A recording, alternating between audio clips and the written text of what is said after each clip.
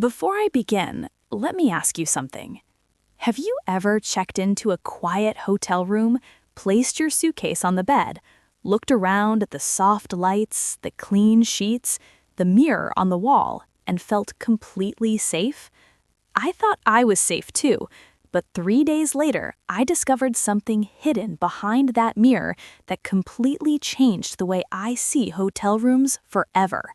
If you work in hospitality, travel often, or have ever had a strange experience at work or while traveling, write your profession in the comments and tell me if anything unusual has ever happened to you.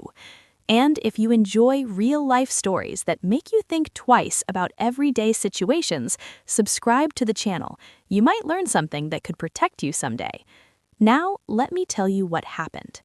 My name is Laura, and 2 years ago, I decided to take a short vacation by myself. I had just turned 42. My daughter had moved to another state for college, and for the first time in decades, my house felt quiet. Too quiet. A friend of mine suggested I take a few days off and go somewhere relaxing. Nothing fancy, just a small town near the ocean where I could walk, read, and clear my head. So I booked a 3-night stay at a small coastal hotel I found online. The photos looked charming: wooden balconies, large windows, soft lighting, and a peaceful atmosphere. The reviews were good too. People described it as cozy, quiet, and friendly, exactly what I needed. When I arrived, the town looked like something from a postcard. Small cafes, a bookstore on the corner, the smell of the ocean carried by the wind.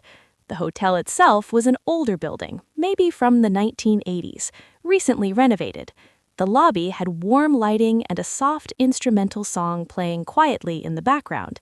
The front desk clerk was polite, a young man in his 20s with glasses and a calm voice. "Welcome, Miss Carter," he said, handing me the key card. "Room 214, second floor. If you need anything, just let us know." I thanked him and took the elevator upstairs.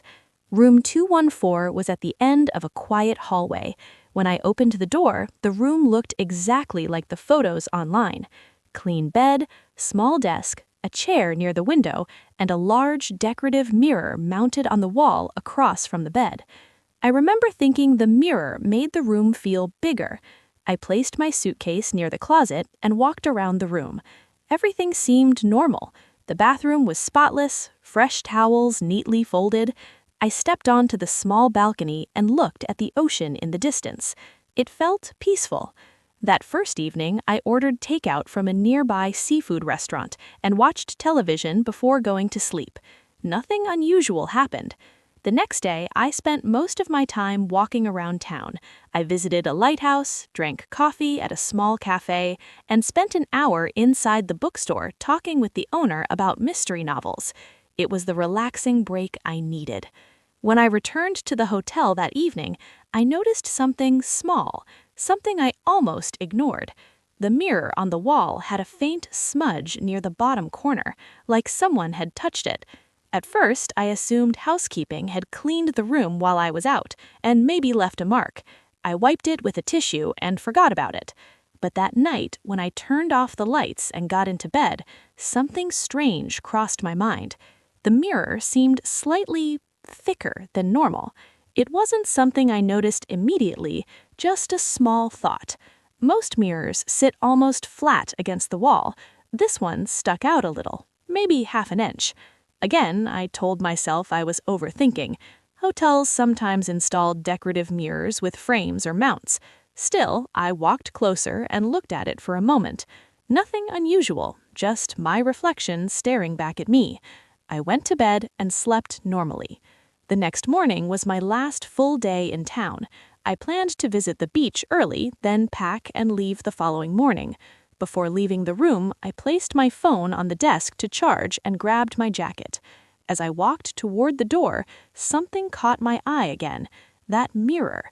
The sunlight from the window was hitting it differently this time, and for a brief moment, I thought I saw something small behind the glass. Not clearly, just a tiny dark circle near the corner. It was probably nothing. At least that's what I told myself. But that small detail stayed in my mind for the rest of the day. And later that night, I decided to take a closer look.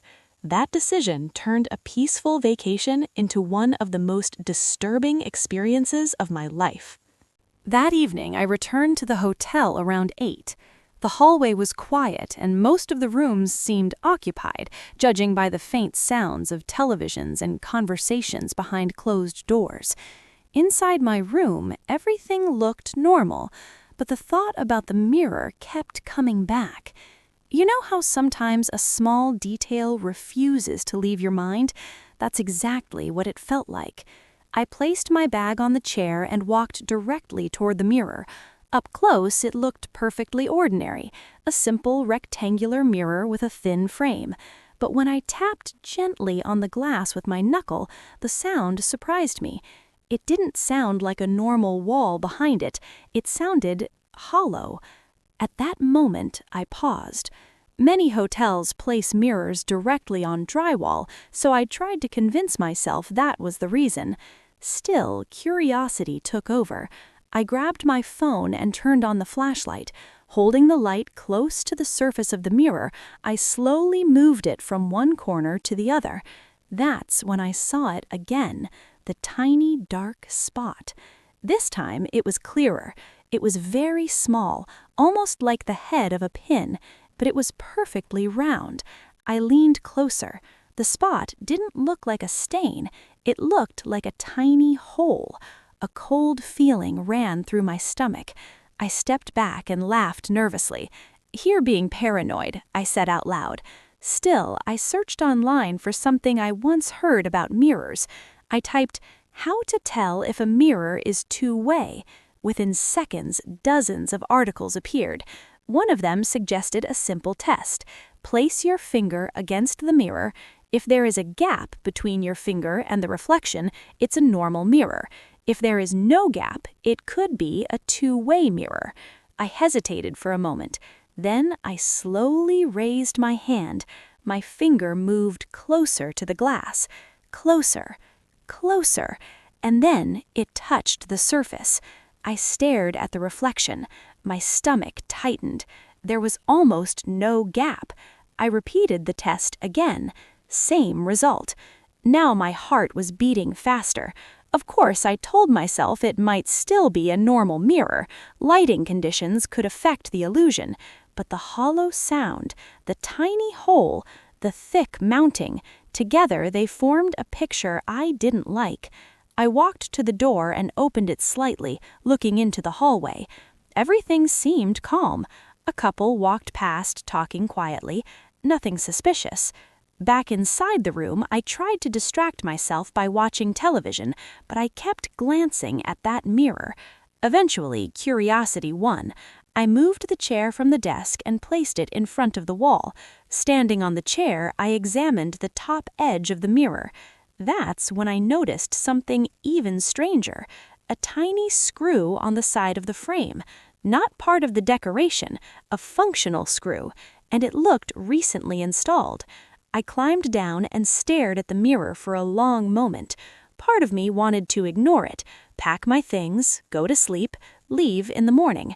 But another part of me needed to know the truth. I grabbed a coin from my purse and carefully turned the screw. It moved easily, too easily. My hands started shaking. Slowly, carefully, I loosened it. Then I tried pulling the mirror slightly. At first, it didn't move. Then suddenly, it shifted, just a few millimeters, enough to reveal something behind it. And what I saw in that narrow gap made my heart stop. There was space behind the mirror, not a wall, a small, dark cavity. And inside that cavity, I could see a tiny device with a small blinking light, a camera. For a moment, I couldn't breathe. My mind refused to accept what my eyes were seeing. A camera, hidden behind the mirror in my hotel room, pointing directly toward the bed. I stepped back from the wall as if the mirror itself had become dangerous. My first instinct was to grab my suitcase and leave immediately. But another thought stopped me. If there was a camera here, how long had it been recording? Hours? Days? Weeks? Had other guests stayed in this room without knowing? I felt angry and honestly, a little frightened. I grabbed my phone and began recording video. Slowly, carefully, I moved the mirror again and filmed the small device behind it. The camera was mounted inside a small box attached to the wall. A thin wire ran behind it into the darkness. This clearly wasn't an accident. Someone had installed it intentionally. My hands were still shaking as I stepped away from the mirror.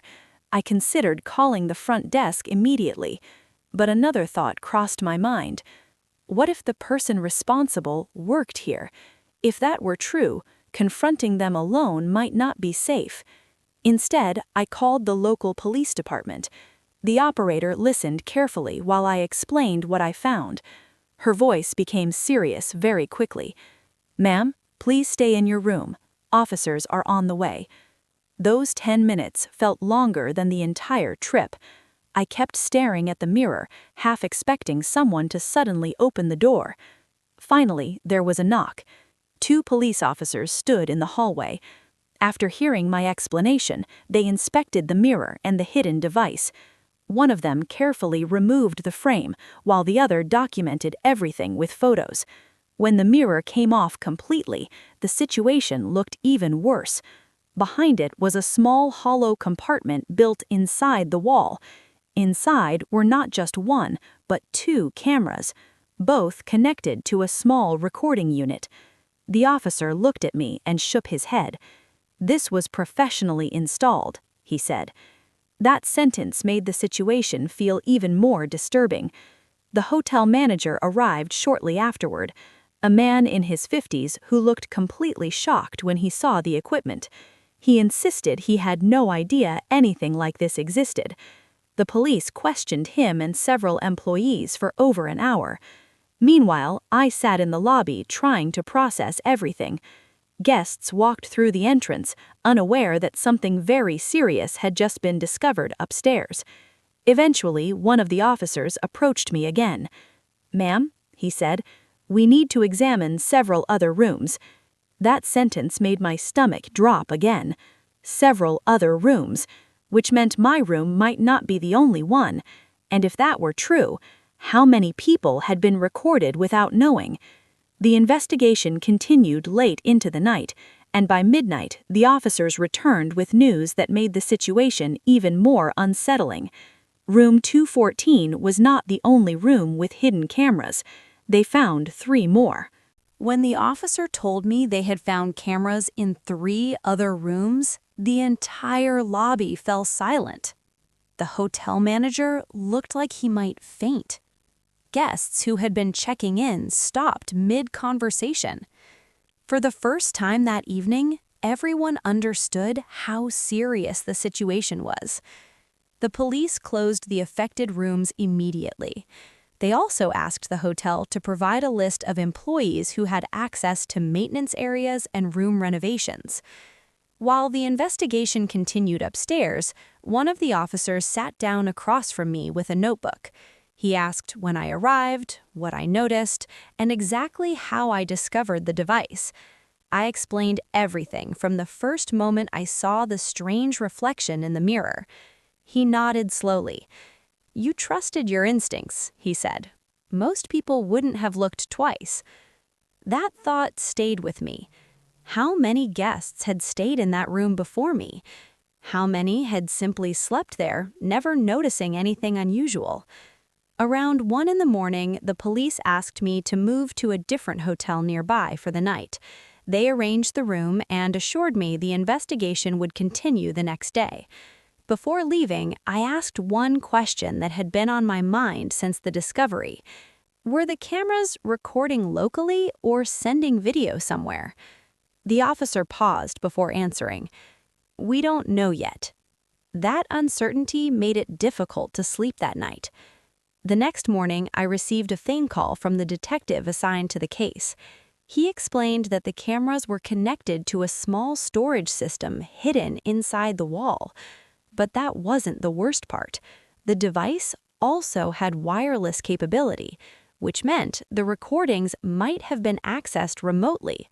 The investigation quickly expanded beyond the hotel itself.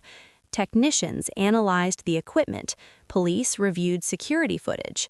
They tried to determine who had installed the devices and when. 2 days later, the detective called me again with an update. Their primary suspect was someone who had worked at the hotel during a renovation project 6 months earlier, a contractor who helped install new wall panels and decorative fixtures, including the mirrors. According to records, he had access to multiple rooms during that time, and shortly after the renovation ended, he left town. The police were now trying to locate him. For me, the vacation was obviously over. I returned home, but the experience stayed with me for weeks. At first, I found myself checking every hotel room more carefully, looking behind televisions, inspecting smoke detectors, even examining mirrors. Friends told me I was being overly cautious. But then, something unexpected happened. About 3 weeks after the incident, the detective called again.